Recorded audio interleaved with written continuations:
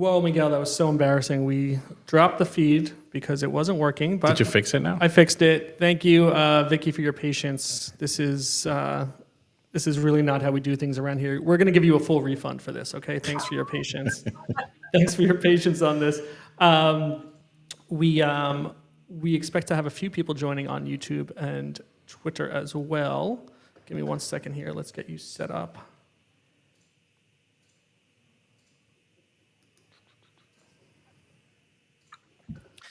All right, perfect. Okay, so here's what I was thinking when I was looking at your portfolio of drawings, is that I watch a lot of Ink Master. Okay, I'm really into tattoos. In fact, the only reason I joined Instagram once upon a time was to follow tattoo artists, because I was like, I really want to like nail my third one. I have two that both have issues. They both have composition issues, application issues, whatever.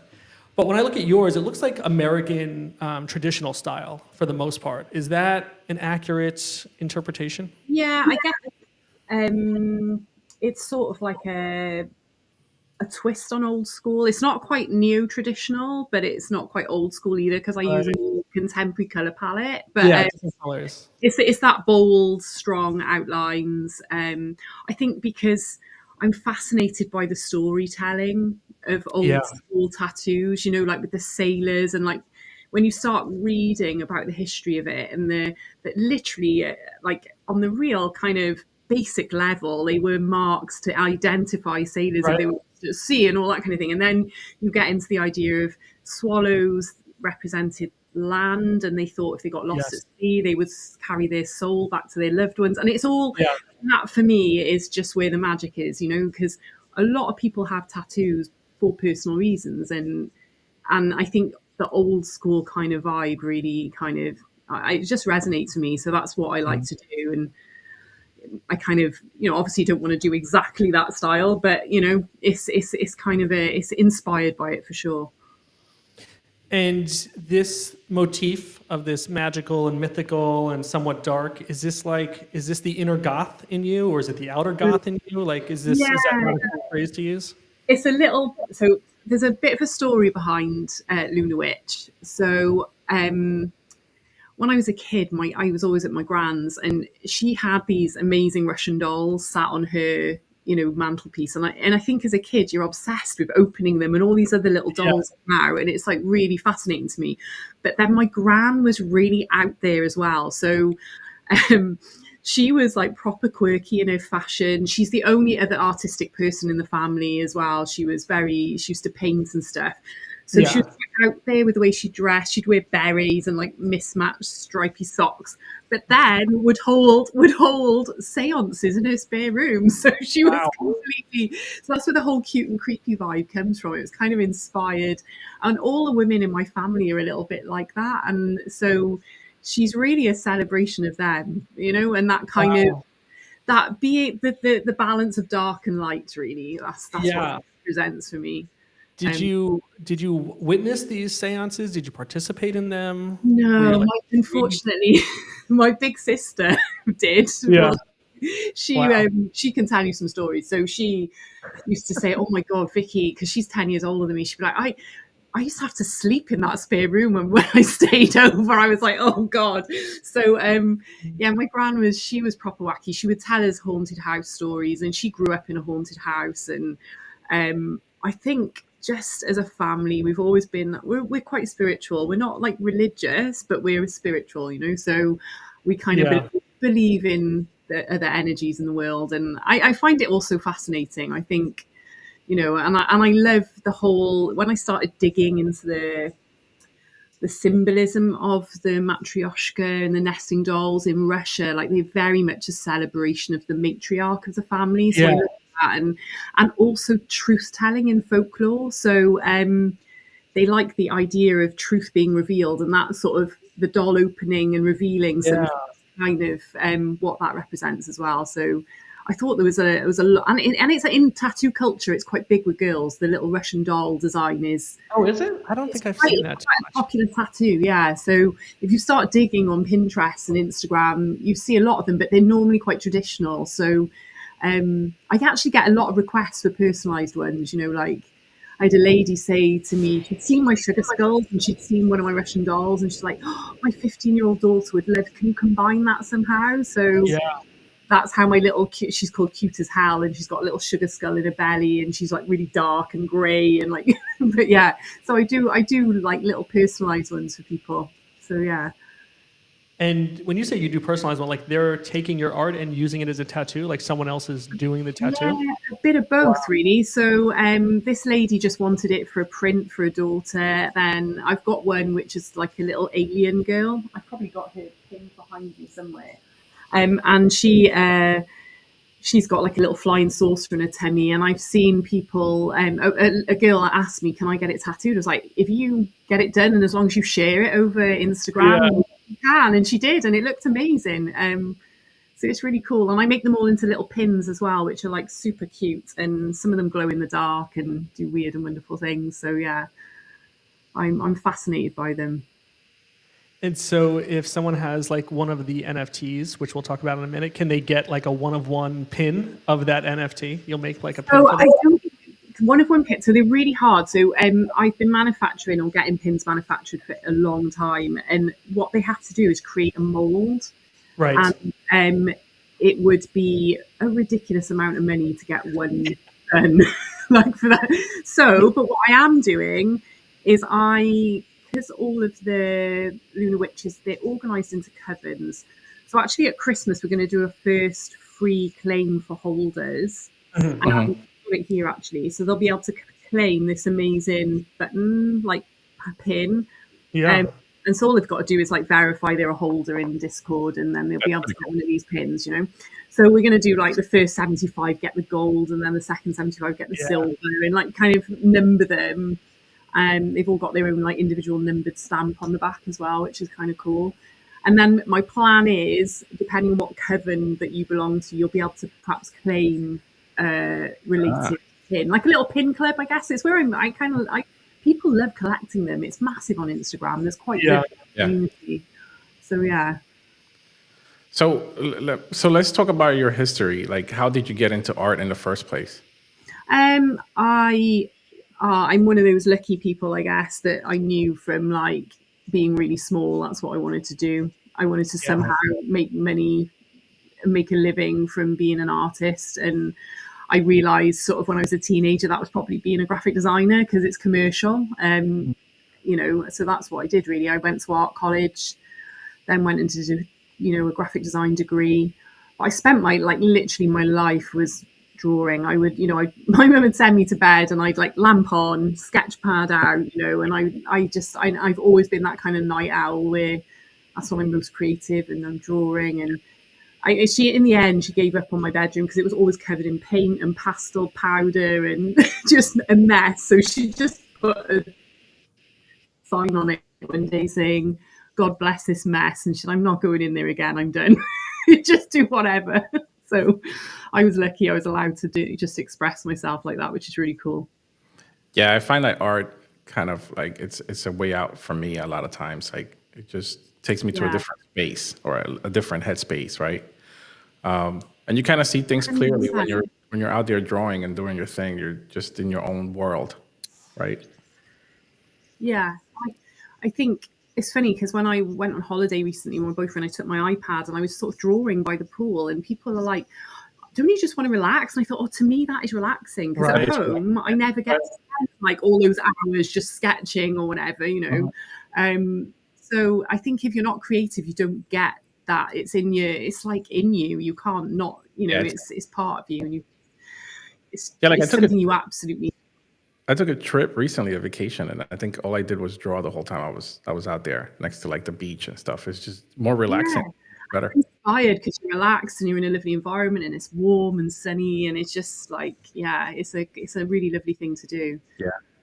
So let's talk about Web3, right? How did you combine both your Web2 world with your Web3 world? How did you get into it? What happened? Who told you, hey, let's do Web3 now? Like this is what happened. You can blame Fraser for that.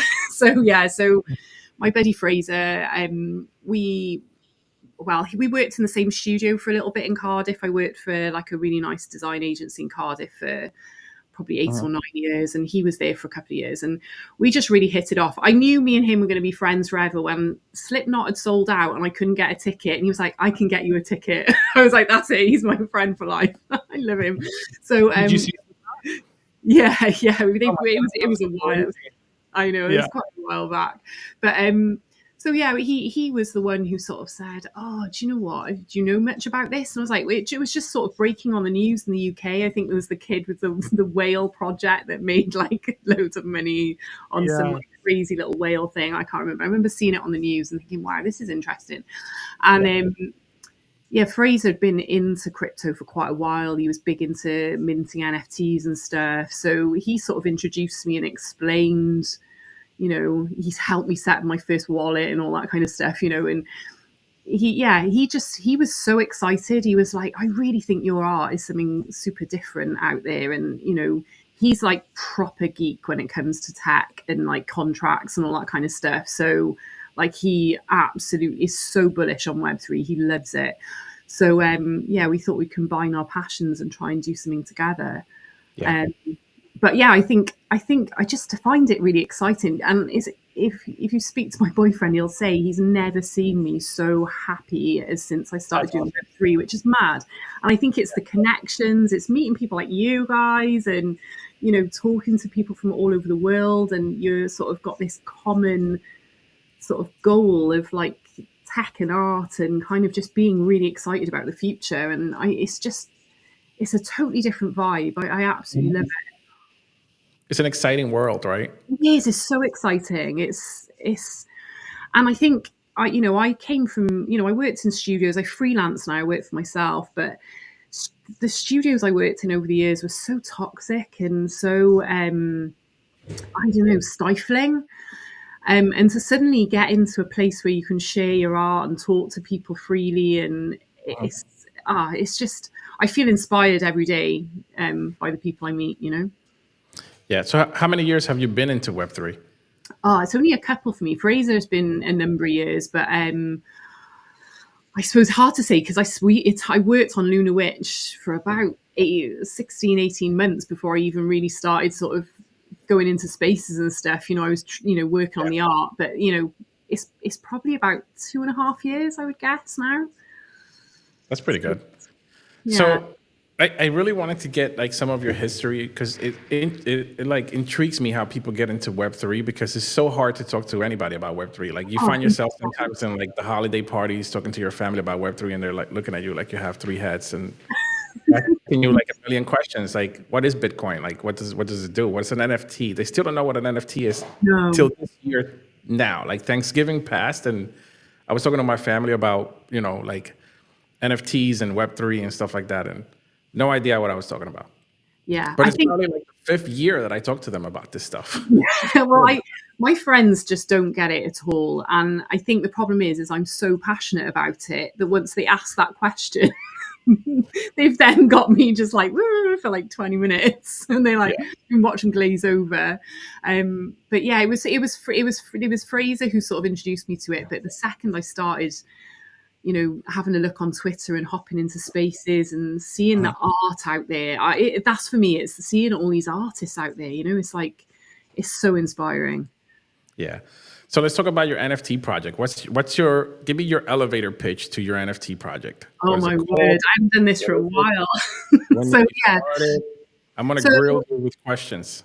Okay. So I guess, first of all, we started with a free mint called the Dead Cute Sugar Skulls. So we thought, after hanging around in the space for a little while, I realized there's a lot of trust issues, where people need to know, they want to know you, they like to feel like they trust you. And so we thought, well, we'll do a free collection whilst we're working on Lunar Witch and kind of hopefully, get people to sort of think, oh, this is a bit different, the art is cool, that kind of thing. And we're genuine people, so that's where we started.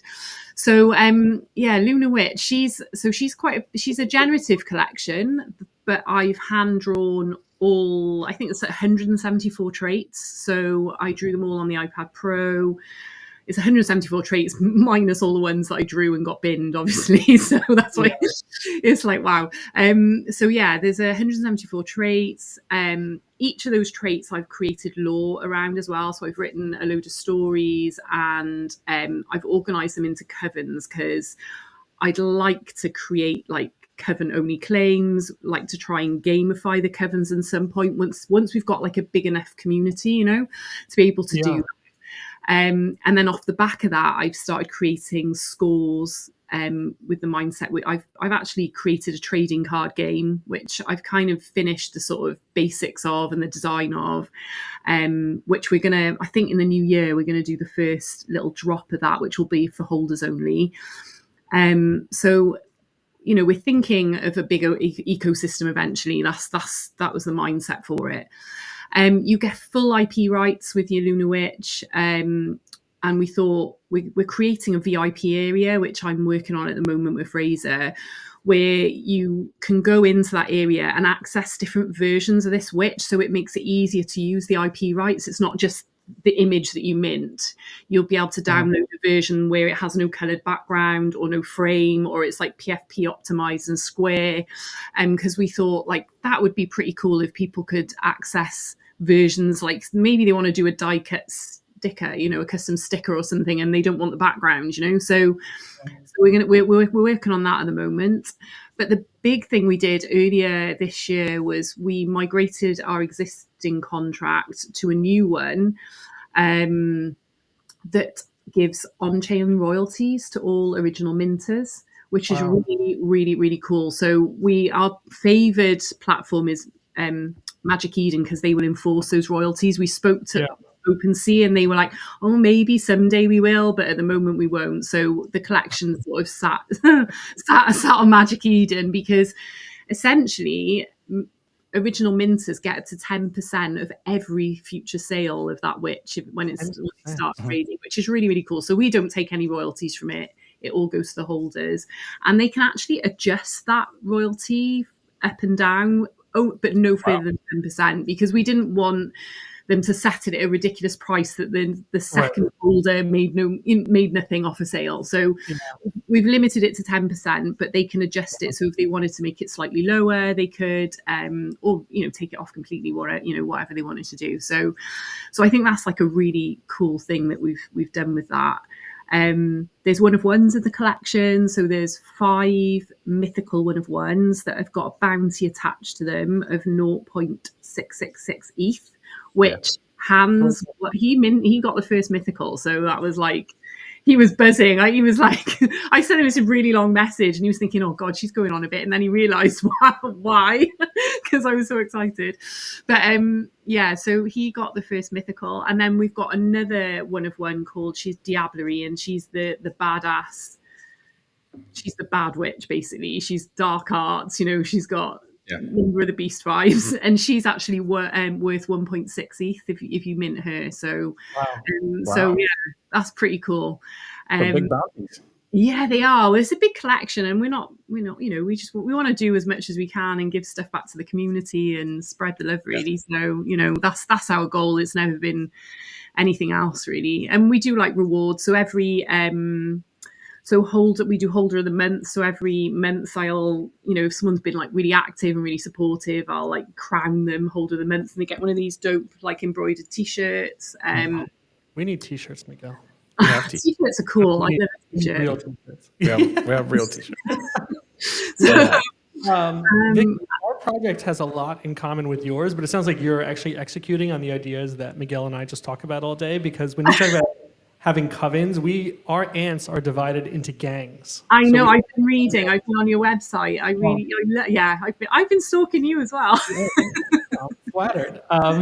And then, you know, they have points. Each ant has points that we're working on a point system where you can connect your wallet, and it'll tell you the point of each ant and what the point value is of each gang for the ants that you hold. And then we're gonna, you know, reward them based on these storytelling of the gangs doing battle. So my question for you is, how did you come up with this system of a reward and everything? Because it sounds like you're not getting filthy rich off of this project if you're giving all the royalties away to the holders? Like, I you're think collecting the mint, but then where's the reward coming from? Well, I think we just, I'll be honest, like the pins that getting those manufactured, that all came out of my own pocket, and the t-shirts too. I just, my thing is I want to build something that is going to last, and I'm not, we've been through this awful, like our launch was really bad timing in terms of how the NFT market has been. So I just wanted to really, it was kind of, how can we add value to our project for holders so they see that we're doing something really cool and that we're not greedy and we're not going to try and rug anyone. And I just thought I'm a creative thinker. I enjoy writing as much as I enjoy designing. So it made sense to me to have this coven system, and kind of, I can just see how much that will be able to grow, and I can see how exciting that'll be. I mean, once you've got a good community behind you, and how that reward system. I see it with other projects, but it was really something I thought of before I really sort of saw it elsewhere. The trading card game, like I was big into like collecting stuff when I was a kid. I've actually got a ton of original Garbage Pail Kids up here. Wow, those are old school. Yeah, I've been trawling the internet. Look at that thing. They are mint. I've been opening my God, bubblegum packs from the 80s.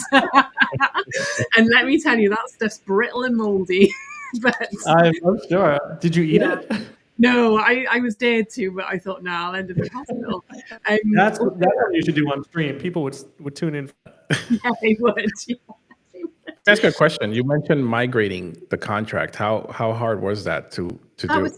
Well, for Fraser, because he's a massive geek, that was super easy. There was a little bit of a gas sort of issue, but we've got our own smart contract, so he has optimized that to the absolute max. So quite often, if we do little comparisons, our gas fee is normally pretty low to mint, compared to a lot of other projects, especially when they're using third-party contracts and all that kind of stuff. So, yeah, it was quite easy to it migrated across. And to be honest, Magic Eden were absolutely amazing in all the help on the royalties front, and any questions we had for them, because we didn't want to do it without making sure that absolutely that was going to work. So yeah, we migrated it across, and it was seamless, to be honest. We paused the mint for a little bit whilst we did that, to make sure nothing got confused in the transfer, so but it was pretty straightforward. Can we take a look at some of this art?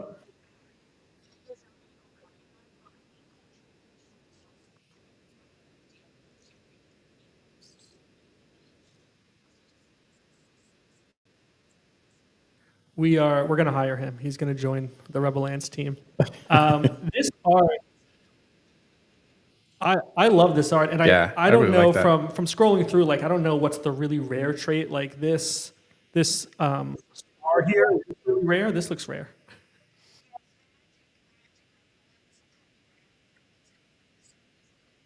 Yeah.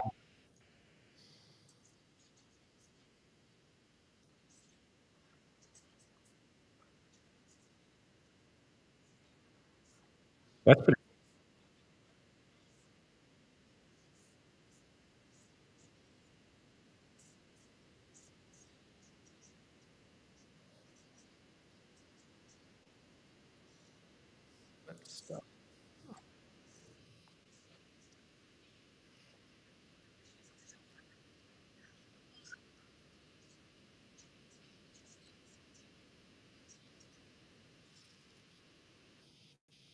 Whoa.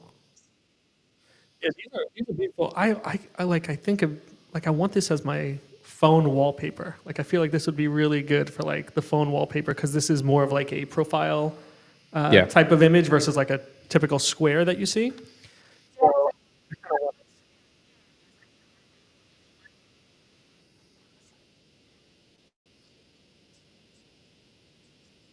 Yes.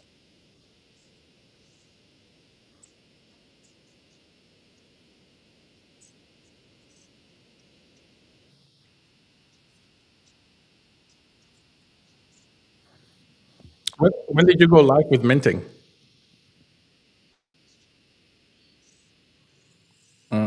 So very, yeah. And how big is the collection? Oh, got it.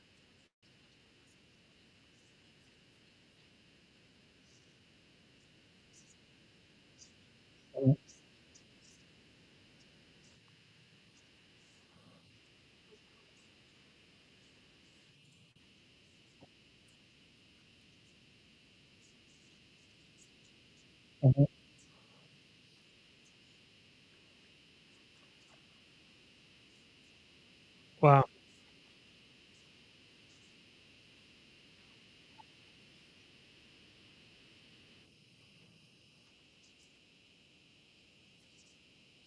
Get the mint moving because the on-chain royalties is so freaking cool, but you need more minted and the floor needs to be moving. And we had a long chat with the community in a space, and that's what everyone thought was a really cool idea. So like as that's what we thought we'd do. So we've been really transparent about that and said, look, we feel like this was right a year ago, but now it's not, because the value of ether's gone up so much. Gas fees are killing people. Uh-huh. Yes, Again. again.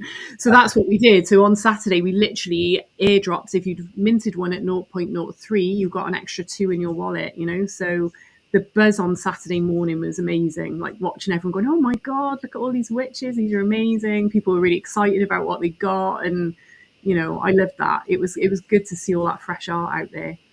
That's pretty cool. I just wanted to, we have like 70 or 80 people watching. I can't see how many, but 83. So I just wanted to apologize to the 83 people watching that Kevin keeps getting up from his chair because his computer is running out of battery now. Oh no. Kevin is fired on air. No, I'm kidding. I love you, Kev. Get your shit together, though. I'm working on it. I'm trying so hard. It's not good. All right. So back to Vicky. So, so Magic Eden is a really good platform. I started using it recently. Yeah. And they're really gonna surpass like OpenSea 1,000%. I think if they so. haven't so yet. Yeah, they seem to be like rewarding people with tokens and stuff, don't they? And there seems to be like more reasons to mint through Magic Eden. And they like I say, their customer service, Fraser said, anytime he asked a question, they were instantly back and they were really helpful and they couldn't do enough for us. And for me, that's like, yeah, I shout about that all the time because I think people need to know that they're really cool.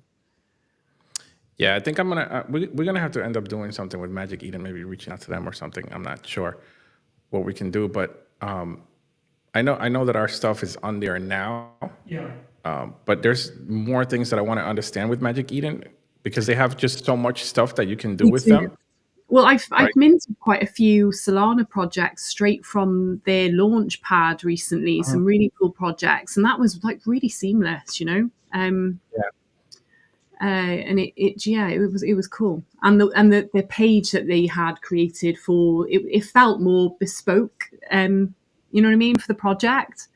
Yeah, I feel like they're more for the creator, right? Yeah, that's exactly how I feel about it. Me and Fraser just straight away were like, they just felt like a better fit for us. And Yeah. I think they are for sure. So let's talk about your art. Your art is beautiful, first of all. What do you use to create these beautiful pieces of art? So I use Procreate.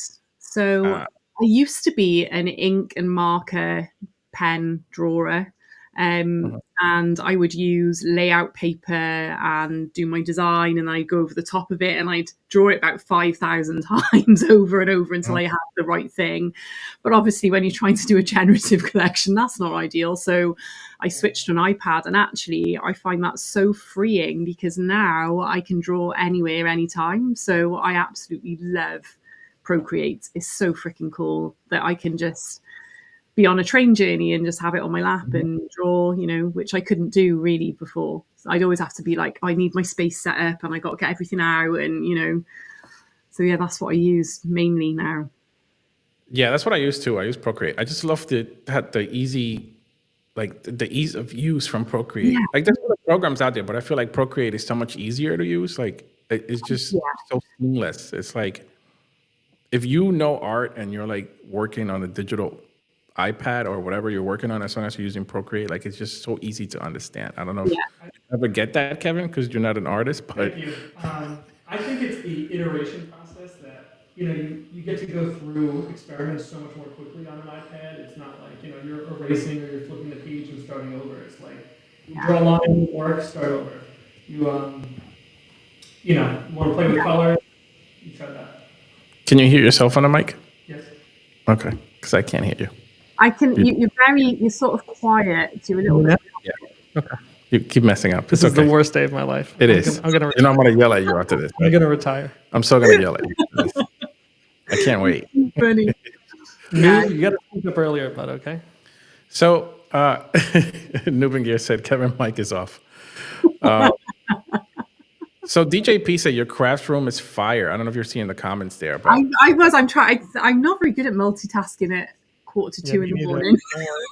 I'm like 8:45 at night. So my eyes are starting to go funny. But yeah. So your NFTs are like this huge amount of art, right? So how do you create this? Like, is it layers? Do you have traits like you keep on the side? Like how do you walk me through the whole process? Like what happened? So obviously I was super new to NFTs, and I said to Fraser, how the hell do I create one of these dolls with lots of traits? And I essentially had to reverse engineer the way I would normally work. So normally I would draw an outline and I'd color and I'd maybe just have 2 layers, and then suddenly it was like, right, okay, so I need to draw her face on one layer, then I need to draw the hood and the body bit, and then the tummy area, and then any background halos, and it took, I reckon I must have, the amount of time. I've got folder upon folder of tests, like literally, because it's quite hard. It's hard to get your head around as let's say traditional artist, then how to create a piece of art that is made up of lots of elements and how to make sure they marry together okay. And it was exciting when we did that first test run. And I was like, once I did that first test run and we just generated like 666 as a test. Yeah. And I was like, oh, okay, now I get it. That doesn't work. And I started again, you know what I mean? It was kind of like, it was really interesting. And it got to a point where he was like, stop drawing traits. I'm like, okay. So we've got to Yeah, I think I said that to Miguel. When you mint a project or you get the NFT that the art is because the layers didn't match up, it feels like a waste, right? So it's so crucial for that to be thought of ahead of time and quality, tested. The problem is that when you get so into it and you start drawing the traits, you're like, oh, I could do this. Oh, I could do that too. Yeah, I can do this. You had to stop. Yeah. Like Kevin literally called me 1,000 times. Like, you got to stop drawing traits. That's it. You got enough. Yeah. Like, we're good. This is what Fraser was like. And then he'd be like, actually, can we have a laser eye? And I was like, no. And he was like, I want a laser eye. And I was like, oh, I have to. Well, Kevin kept nagging me at one point. He's like, we need gold. And I'm like, what are you talking about? He's like, everybody has gold. The same person. He was like, I need gold and I need laser eyes. I was like, okay. Okay, we'll have some of that then. I like how in our audience, DJP is like, it's like the DJ of like the community out there. You see that? Yeah. He's keeping up. He's like, where are my people at? Where are my exes at? I love that. Our community is just pumping right now. It's crazy. Love it. Yeah, Vicky is the draw because it ain't us, because we don't know what that. Yeah, we're up to 100 people watching now, Vicky. Oh my God. Where should people find you?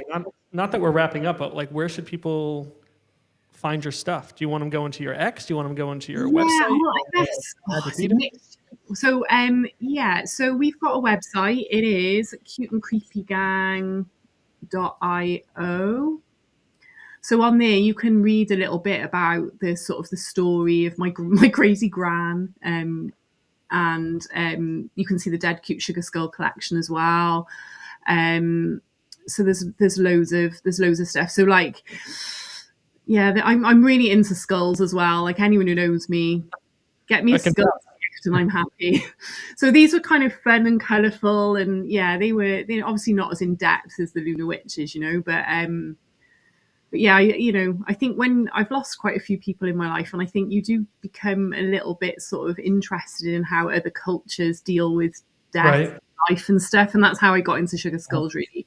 And I found them fascinating because of this celebration of life rather than the sort of the mourning of death, if you know what I mean. So I have a few Sugar Skulls. So yeah, this is another pretty cool collection that you have. Like, we need to yeah. talk So about these are all the traits in the tummy for the Lunar Witch. So there's a little bit. The power ratings have changed now because I've so we need to update that actually. But because now I've come up with a whole magic system of like enchantments and spell casting and all that. Sounds like a lot of work for your partner. Yeah. So the trading cards are really cool. So they're going to be epic. I can't wait. And there'll be like special finishes on some and rare ones and one of ones in there and stuff. So it's pretty. I'm pretty excited about is starting that. But what is?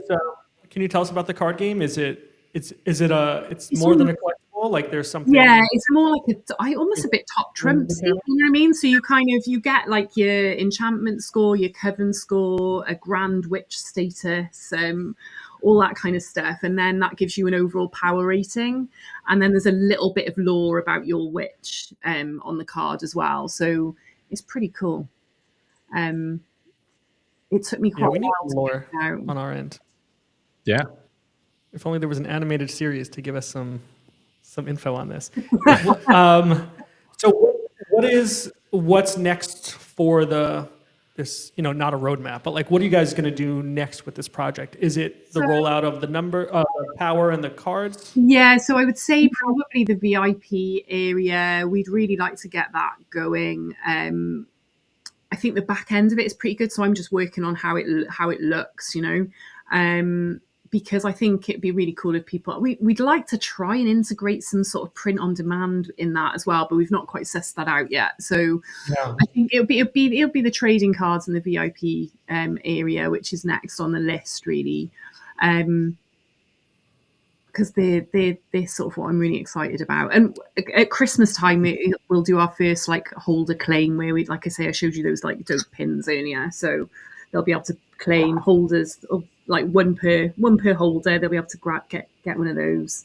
I'm gonna have to mint one tonight. Yeah, so I was gonna say, because you're saying that the original minter can set their own royalty price on it, right? Up to 10%. Yeah. And so if it's not minted out now, people still have an opportunity to really get in as the original minter and then set their royalty. So they still have an opportunity to really make money off of this. Yeah, I mean, if Fraser was watching this new contract, did he give me a name of the contract? It was based on something. He told me to tell you, and I've forgotten because it's a little numbers. It was based on, I'll find the notes in a minute. But he basically had been watching the development of this sort of new contract with the royalties. And he was like, I absolutely love this. He said, I've not seen many collections, if any collections, doing that where all the royalties go to the minters and not to the founders. And, we thought, hey, let's do it. This could be a really awesome idea. For us. You're a little too selfless for us. We're trying to get rich over here. I'm trying to retire. I need more. I'm ruining that. Well, I think this is the problem when creatives. You're probably the same though, right? Where if someone just says they love your art, you're like, woohoo! You're like, that's the win. That's me, yeah. It's like that's all you care about. So I just want Kevin. It's more like, which was it? Yeah, that's all I care about. How many did people mint?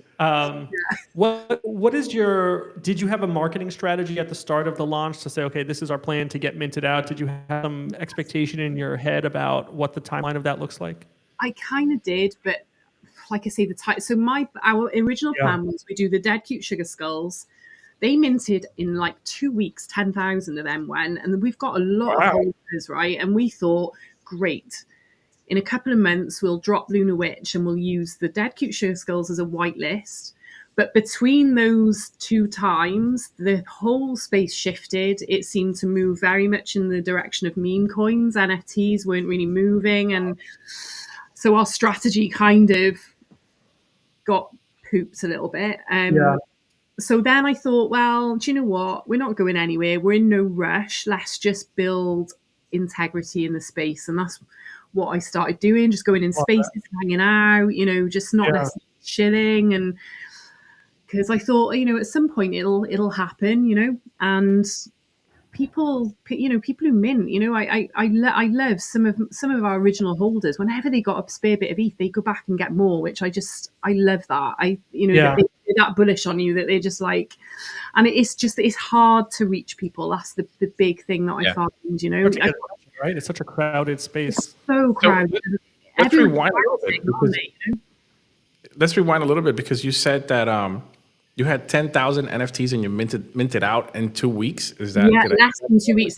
It was a free mint, but those cute sugar skulls just went. Which I think, even with a free mint, I've seen free mints not mint out. People were really excited about the art. Someone wrote a really nice article about us in on a website, a blog, and it was really cool, and I really sort of connected with quite a few people. But I say, the space changed, and all the people I connected with the skulls sort of disappeared. It was like really, I suppose I wasn't used to the Web3 space and how quickly it shifts and moves, and I guess it does. That's quite the learning curve. You know what I mean? I feel like I think in your head, you're not as much as you think you understand it. It is hard. Now I've been around for a couple of years, I do get it. I get that, that shift, and how, the whole, there's a flavor of the month and then it moves on to something else. And it's hard because I sort of grew myself on Instagram and Facebook. Like, I've got about 10,000 followers on Facebook nearly. So then I started from scratch on Twitter with nothing, so it was hard, because you're like, well, I don't have followers on Twitter. Cute and Creepy Gang's got its own account. I've got mine, and trying to grow the both. Right. Because people were sort of getting to know Vicky, and then in certain spaces I'd go in as a project. It was hard to get that balance, because you kind of got your personal profile and as an artist. Yeah. Some people want to vibe you as an artist. Some people want to vibe you as a project. It's really... Right, you're like, are you the founder or are you an artist? And you're like, it's not often that you're both, is it? You guys probably know that, where it's like, both. Yeah, you're both, Not over here pressing buttons incorrectly. Did you make any mistakes that you would, tell your younger self, don't do this, or somebody who's starting a project? So I think there was too big a gap between the Sugar Skulls and Luna Witch dropping. Like, I feel like the second that went, we should have then been dropping Luna Witch. But you know what it's like. I did not want to launch it until I was the art was perfect and all the tests were perfect. I was never going to launch something that was substandard in any way. And that in some ways is your downfall then, isn't it? A little bit, because you're a perfectionist, like you were saying, once you start drawing traits and you've got the passion for it, and you're like, it's really hard. And I've seen other projects fail because they don't test enough. Fraser and me were trying to help out a project that were new in the space with some stuff, and they were hand drawing the art, and I was like, oh, that's not going to work. You're going to have to do it digitally. And they launched, and then it failed because they couldn't ever reveal the art because none of it matched up. And so I'm glad we didn't rush it, but at the same time, I wish maybe the timing had been perhaps closer together. Yeah, it's hard. It took us almost a year to draw the Rebel Lance V2 that we have now, because I was so meticulous about the artwork. Even after I drew it on Procreate, I moved it into Photoshop to be able to see by the pixel if I messed up anywhere. Well, because you put your pen down, don't you? Do you find that you put your pen down in Procreate and there'll be like a random dot somewhere? A random dot, yeah. And then you open it in Photoshop and you're like, Jesus, what layer is that on? Yeah. You're like, oh my God, what's happening? Yeah. So I did it. I worked exactly the same as you, and that's time consuming, and I'm not sure everybody puts that level of time in. Yeah, and I don't think some of the people appreciate the time that we actually put into the artwork. That they're the real actual time. It took me a long time to go through every single layer, every single pixel to make sure there wasn't a bad pixel somewhere. I remember walking into the room where you draw, and you're like, color shading, all the eyes, like the grid of eyes, which, there's like thousands of them. Yeah. And they're like one by one. One pixel at a time. One pixel at a time, trying to clear up the shading. That's like you're zoomed in 1,000%. Nobody would ever see it. No, nobody will ever see that. Nobody will ever see it, but we know it's there. But it is that it's there, and if you spot it, then can you imagine what that would do to your brain if you spotted that? Right. Yeah. I just never sleep again. Bang, just gone. I totally get that. That would be my only thing. I think the timing, and it was hard because I felt like I wanted to try and build a community before we launched. But then I was getting in spaces and people like, can we mint? And you're like, oh, not yet, no. And then you felt this pressure of like, oh, we should be live. But now I know what I know. Maybe I would perhaps do it slightly differently, Yeah.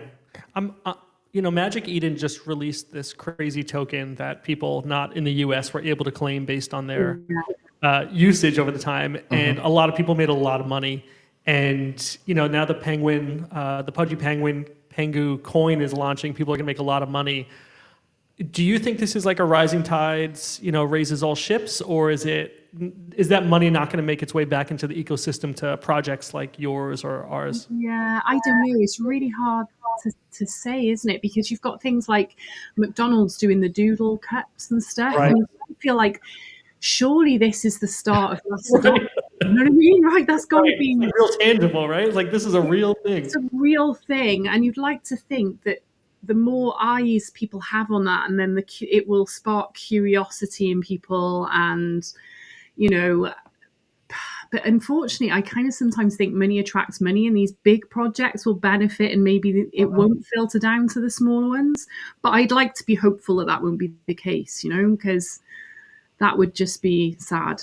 But I think it's hard, and it's so hard to explain to people. Like crypto's been on the news a lot in the UK because of the pump in Bitcoin, and I can literally see when they start talking about mining for it, people's faces go, right, I'm out.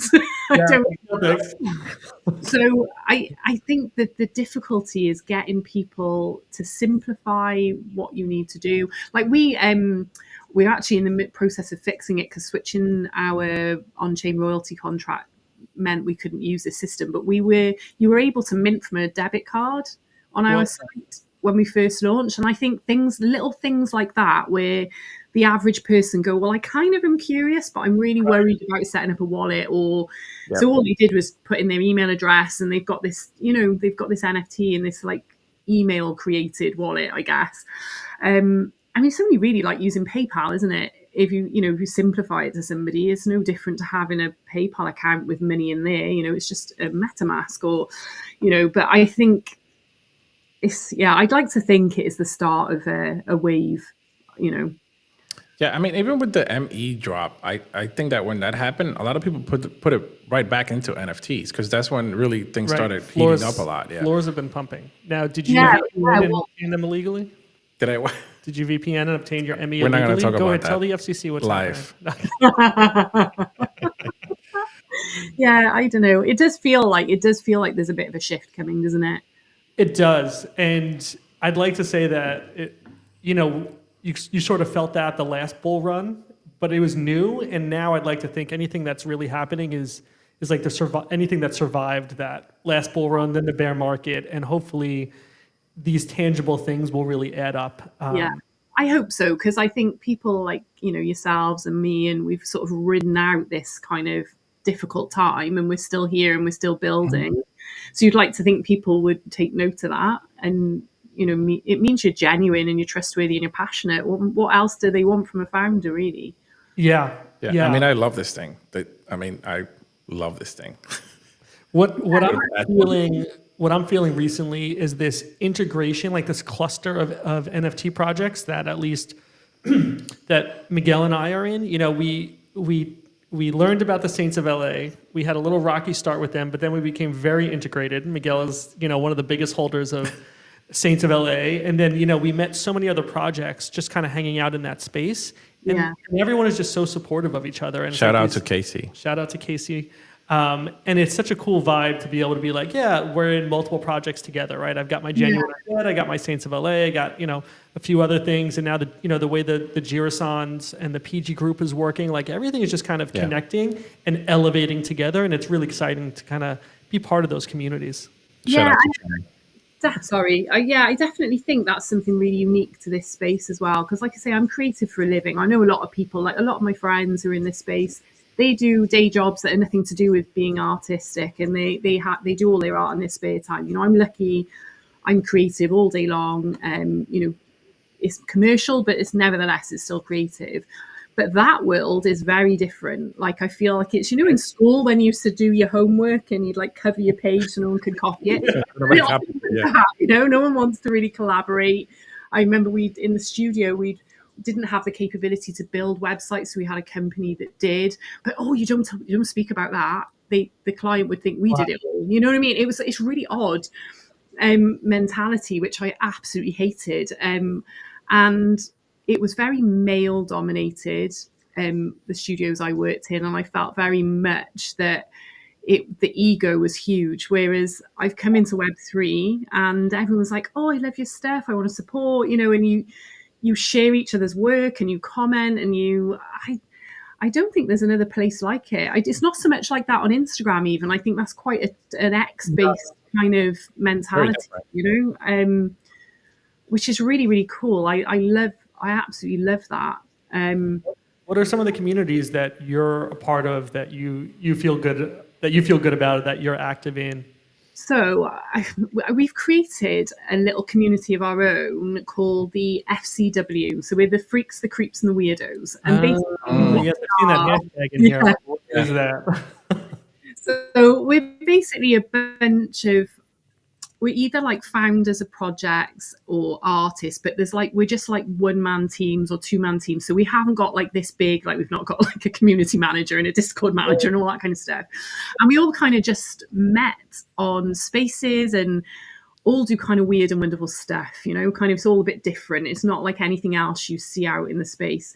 So me and NF Creeps and like Ukaswaka, we kind of got chatting and we set up this little crew. And I think we've got about 35 artists in this little group, and we hold spaces together and we try and like... Miguel is very jealous right now because he is a freak, a creep, and a weirdo all in okay, maybe you can join our gang. So we just do stuff like we've done our first little collab collection where it's called FCW Monsters, and we decided to all pick a monster from horror films, and we've done little editions and we're doing raffles to win physical stuff. And it's just really, and we're going to have a little community wallet where we can hopefully then all meet up in New York and hold like a little event or something if we can do a few bits. New York. Yeah, I know, it's kind of cool. So you know what? When I look at your art, you should submit your art to NFT NYC. Oh, I'm definitely going to. I've already got my flights booked. No, I haven't, but I am definitely. Yeah, we were sponsors last year. We had our own booth there. Plus, Kevin was a speaker, and my art was being showcased too at the same time. So we had like the triple whammy. We're kind of a big deal. I don't want to brag, but we're kind of a big deal. It's true though. It is true. You've got. I mean, like, I've met so many people, and you're all on the East Coast. So, like I said, my time zones have changed. I'm now no longer living on UK time. I told you, everyone should be on East Coast time. I know. So yeah, I'd really like to meet up with everyone and kind of connect with loads of the projects and stuff. I love that. Like I say, I've recently sort of got into the Genuinely Undead via Hands. Hung out a couple of Saturdays on the trot with them, and they're just I really vibe with those guys. Yeah, GU is amazing. GU is great. Shout out to Hans too. That community is inspiring because they've branched off and kept it alive and made their own versions and iterations, and then they reincorporate the other ones back. It's so cool. Yeah, and what they're doing with so essentially I could redraw all their traits in my style, and then the person who owns that, so that's what they're doing now, which is like, I'm really excited about that. If I find extra hours of the day, I'd love to do that. So essentially the person who owns that NFT can then mint that version of your that's an exciting thing to be doing that they're doing there. So that's a real endless source of inspiration. We have a comment here for you, Vicky, that says, "Can you talk more about being a woman in a male-dominated field?" Oh yeah, I can. So men are the worst. We know. Men are the worst. Yeah. yeah, The hell's it's that? funny. In my real life as a designer, I've always been like quite often the only female in a studio, which is really tricky, and I find that was a difficult thing to navigate. It was partly why I decided to start working for myself, because I was sick of. Got to a point where I was like, am I designing for the client, or am I designing to keep the boys in the studio happy? Because they would flock around something that came back from print and rip it to shreds, and Oh my would God. just. I was like the worst. I had anxiety like all the time, just the dread, going into work. And that stopped then when I started working for myself. And then I would say this space has shifted a little bit recently. So when I first started going into spaces, they felt very, a lot of girls will feel this, bro. It was all kind of a bit like, and you'd be a little bit scared to go up and speak. And I'd be terrified I wouldn't understand the technology enough to talk about that side of things. And I got ripped to shreds in a couple of spaces, I got to be honest, by some not very nice guys, and it really made me very nervous to speak. And then I met a couple of really nice guys, and I started connecting with a couple of women in the space. And my advice is just to choose your spaces wisely. Like the second I get any of that bro shit going on, I just leave. I just walk away. I can't be bothered. I'm quite a tomboy, so I box like and I'm into trail running and stuff. I'm not like a girly girl, but I just can't bear this kind of derogatory. And then I also can't pick. There's another side to it as well, which I know a lot of female artists feel, where they almost like, oh well, mint her art because she's a woman. No, mint her art because you live it and you connect with it, not because I'm female. So I don't like that pity party thing that goes on a little bit in the space as well, because I'm a founder and I'm an artist, I'm strong, I don't need that, so it is a funny one to navigate for sure. I still go into the art. I was in a space not very long ago where they were talking about bloody red light districts and boobs, and I was like, "What?" I sat there for about 5 minutes thinking, "Oh my, I can't believe I'm listening to this." I just don't know where that comes from, and those communities I stay well away from. Like if you come to one of the FCW spaces, it's there aren't that many women, but it doesn't feel like a load of blokes being all like, it's just art, having fun and chatting about art and passion and all that kind of stuff, so it's cool. Yeah, I think last year we met a pretty good amount of females and males at NFT NYC that were pretty cool and chill and just wanted to talk about the art. And I remember I can't remember her exact name, but she was being showcased the whole time at NFT NYC, and her art was incredible. And I remember we went to Times Square. And her art was like in every single screen in Times Square. It was insane. Oh, is it Camille? Oh, I can't remember. I know who you're talking about though. She's lovely and her art is amazing. Her art was pretty cool, yeah. Yeah. We met her. We spoke to her a couple times. We wanted to bring her on the show, but she was really busy. She was busy. I'm gonna see if I can find who that was. And she did say that she wanted to do the show at one point, but then like she was just swamped with people right after that whole New York City thing in Times Square. Yeah, you know who you're talking about. Her art is really unique. She's really amazing. And something, I think. Something with a K. It's definitely a K or a C. I don't know why I can't think off the top of my head. Let me see if it's in my messages if I was creeping on her. I think you had a conversation with her. I had a conversation. I think I DM'd her. Yeah. Let me see. I think just the first woman I really sort of connected with. Do you know Speaker Jill? So she was a speaker at NFT NYC last year, and she does like abstract physical stuff that's kind of pop arty that is really, really cool. And it was her who she was amazing. And this is what is unique about the Web3 space. Oh, yes. I do remember seeing her. Yes. Yeah, so she's super unique because I was really scared about going in spaces, especially, like I say, after some of these male spaces where they rip me to shreds. And she would literally come in with me. Like, she'd be like, I'll come in with you and I'll talk about the utility, you talk about the art. And it was I like had a wingman, and that made things so much easier. I think it's cool. I think girls tend to do that. We stick together a little bit more. So it was nice. It was nice to connect with her. So she's been a bit quiet in the space. I think she's busy creating physical stuff, like, and doing gallery stuff, but yeah, it is. It is a strange one. I meet a lot of female artists, but not so many female founders of projects like ours.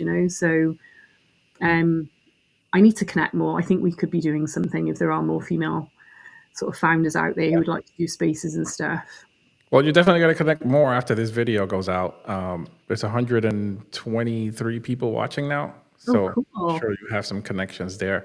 Next year, somebody asked if next year we're going to be at NFT NYC. We are going to be at NFT NYC next year. We're going to have a bigger booth. Oh, are we? We are. We're going to need more donations. People need to mint more Rebel Ants so we can afford a bigger booth. Yeah, I mean, I started already my emails with NFT NYC and my connections there. So we'll have a bigger booth. Original meme songs are saying, hey, is this pre-recorded? It is not. It is live. We're live. That's how we do things around here. Would it have been better if we pre-recorded it? I probably wouldn't have made many mistakes and we would have just edited them out. But here we are live. We're all swirling along together through this marble in the universe. We are live looking at Kevin mess up. That's what I do best. Thanks for joining.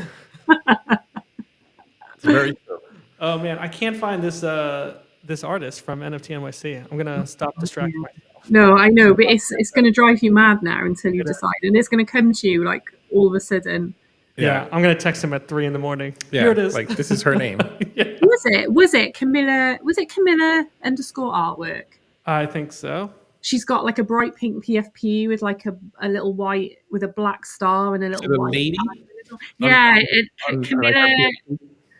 Camilla Nogueira, or yeah, I remember her being featured, and she has these amazing like pastel colored pinks and blues with like plants and like tropical trees and like these little floaty things going on. Does that sound like her? She's amazing. She is an amazing artist. Yeah, it was. Yeah. I remember that literally right after her art was being showcased in Times Square, like she was just swamped with people. I couldn't even get a hold of her. I think she might be from Portugal or somewhere like that. I think. Yeah. Yes. She did speak Spanish. I remember. Yeah, that. I think you're right. Yeah, she was. I'm gonna keep looking till I find that you guys, No, forget about it. No, I'm gonna end the show. I'm gonna cancel the show until we find this. So, original meme song says, "This is a weekly thing." It is. It's a weekly thing every Sunday night at 8. Although we do have certain things that we do on certain days, depending on timelines and people's. Why are you sounding so cryptic? Sometimes we get to host other special guests and we get to showcase other products. I was trying to be cryptic about it. All right, you're right. Oh, funny. Yeah, we get to hang out with people throughout the week, and sometimes we get to stream for them, and sometimes we're on their stream, and sometimes they're on our stream. It's all good. That's true. It's very true. I'm starting to like you again.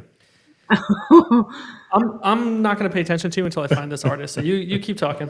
Oh my god, he's obsessed now. I am.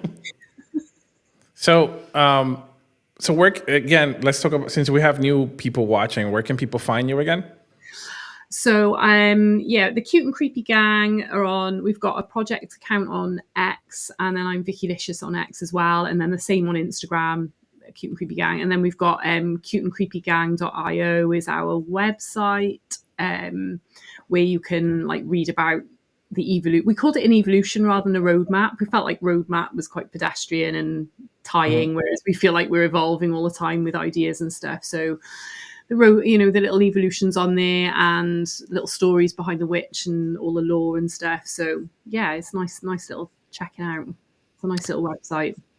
Yeah, talking about roadmaps, like when we started this project 2.5 years ago, like we started out with a roadmap, and then I just kind of said, you know what, like tomorrow something's changing in the technology, like exactly. we can't do this, like let's just chuck this and do our own thing and just tell people what we're doing as we're doing it. That's kind of what we thought. That's why we thought, oh, let's not. We'll call it an evolution, and we put some stuff in there, and we add to it all the time, and kind of change things, and because the space is always, it moves so flipping quickly. It's like way too fast. Yeah. So way quick. What was trendy like a month ago won't be in 2 months' time. So yeah, even weekly, actually. You take a day off from Web3 and something's happened. I remember that we created this whole board with like a huge timeline of stuff that we wanted to do, and then like we just stopped at one point or another. Or I just told Kevin like it just doesn't make sense. Like we take it down. Let's take it down. We keep meeting people that are doing all this crazy stuff. Like I want to do the crazy stuff too. Like and it's not on our timeline now. And then the next day it's like, oh look, somebody came up with this. And the next day, hey, someone came up with this thing. Oh, that's cool. Maybe we should do that. Like it's just an ever evolving. Like you can't have an actual like, you know, like an actual timeline of things. Like it just doesn't work that way. No, and I think also things, you know, like Nifty Island has become like a really big thing, isn't it? You know, and I'd never considered would we make something 3D out of our witch, which you know, and a couple of people have sort of said in the, you know, in the DMs like, oh, you know, if you thought about doing this, I'd love to have a little Lunar Witch drone following me around Nifty, you know, and I kind of think maybe that's something we'll look into further along. I don't know, but there's always new stuff coming up. Yeah, this, you know, the Nifty Island is, you know, a form of NFT gaming where certain projects are integrated so you can bring your PFP in. And I haven't spent enough time in there to really say, is this the future of it or not? But it does seem like we still need something to be a little more engaged, something to go to on a daily basis. So maybe Nifty Island is the place. It's been a while since I've been in there. We do have a birthday shout out here for Bernie Gers. What's up? Thanks for joining us on your birthday. You're so drunk. Just don't drive. Thank you. Don't worry about it, Bernie. I was there last night. Last night. You still are. I can smell it on you. Well, I got a DM asking me, you still look hungover. Yes. Oh, rude. Yes, I am. Yeah. I've got my buddy's actually listening. I can see him. 83 Project. So Danny, he's part of the FCW. He's big into Nifty, so that's a big thing for him. Like if he can take a PFP in and, you know, get weapons and like add-ons or whatever it is they do in there, I'm not really sure, but he spends a lot of time in there. And he was the one who said, oh, you know, I think maybe you should look at 3D model of one of your witches, you know. So yeah, it's definitely something to investigate for sure. No, we're not allowed to do that. And for Baked Alaska is now gone. Thank you. Yeah. Oh, there's the N-word in here. What N-word? What are we Not doing? okay. So it's been an hour. We want to be respectful of your time. I know it's like 2-3 in the morning there, right? Yeah. So again, let's wrap it up. Tell people where they can find you, where they can mint, and then we'll take it from there. Oh, sorry, it broke up. To find us? To find her. To find her. Oh, nobody wants her. Nobody wants to find you. No, people are. What is wrong with you today? I think you're the one who's hungover today. You know, there was no eye contact when you were saying that. It's hard to know you were talking to me. Christ. So, we suggest, this is financial advice for everyone, we do suggest that you head over to Magic Eden and you can find the Witch Project there. You can also follow Vicky on X at Vickilicious10. And you can head over to X and look for @CuteCreepyGang. And you can head over to cuteandcreepygang.io for links to everything, backstory there. But also take an opportunity to mint because you mint directly from the Cute and Creepy Gang website. So you don't mint from Magic Eden, you mint straight. Yeah, don't do that. Yeah. Minting from the website will give you the first holder benefits, meaning you'll get to set up some royalty fees as the original minter that you will be able to pass on to your great grandkids. Yeah. Is that soulbound, Vicky? Is that how that works? Like nobody else can ever be? Yeah, like basically it's a deal with the devil, you know, so that's it. The witch is immortal. I think it's cool that your project gives back to the community in that sense. Like I think that's something that's really, really, really humble. Yeah, no, we're not like I say, we're not greedy. We're just really excited for what you do it for the art. Yeah, for the art and also for the whole like, can you imagine if this became our daily life where you could go and do your grocery shopping with your crypto and whatever, you know? I think we're just so bullish on the whole thing that we just want as many people people to get involved and be excited, you know. If I could find a magic tool that would get people on Instagram to love it as much as we do on Twitter, it would be amazing. I don't know what that bridging answer is, but you know, it's a cool thing, and everyone needs to be involved. It's the future. We're looking forward to being more involved and further supporting you, and maybe joining the FCW crew, because I'm a little jealous now that I've been left out. Yeah, we've got a gang. But yeah, they're a good bunch. They're such a mixture of artists, you know, from one artists to projects like ours, and you know, it's nice. I've never been part of something where everyone uplifts each other so much, and it's good for the soul, I think.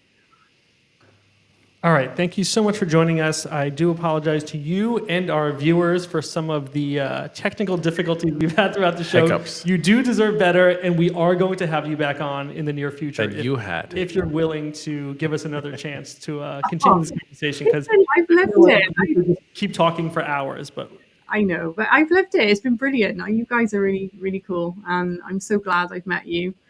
I have been stalking your website, so I'll be getting myself some ants as well. That's great to hear. We do have a new website coming soon. I keep sending videos to Miguel, but he doesn't give me any feedback. So it's very sad. I'm like, you know, out here alone, sending pictures into the void of what our new website's going to look like. But that's okay. We're getting ready for our battles, our V2 battles. And we're excited to get our community involved and, you know, get some rewards out there. Yeah. We have battles coming up, new website. We have an animation coming out. I don't want to give too much out, but we do have an animation, season 1, 10 episodes of Rebel Lands. So that's being worked on. Did you animate that? No, I didn't. I sourced it out to an animation company. Oh, well, a lot of the art is mine. So sometimes they'll ask me for stuff and I just send it to them. So, or sometimes to draw things from the side or from the front. Yeah. That's super exciting. I can't wait to see that. It's very cool. I can't wait for them to finish everything. It looks pretty cool so far. Wicked. Beautiful. All right. Have a great night. Thank you again for joining us. Thanks to everyone who's been watching. Give us a like on X. Give us a subscribe on YouTube, and we'll see you next week.